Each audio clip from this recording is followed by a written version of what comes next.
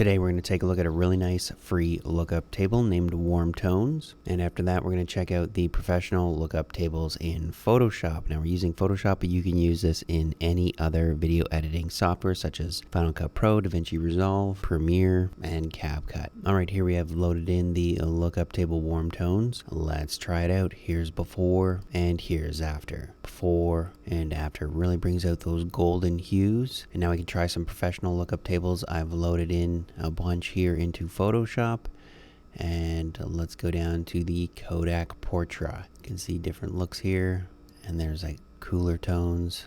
I like that one. Before, after, and let's try the warm one. Picks up those warm highlights, and there we go. I'll put a link in the description for the free lookup table Warm Tones, and I'll also put a link for the Pro lookup table collection. Thanks for watching, and see you in the next video.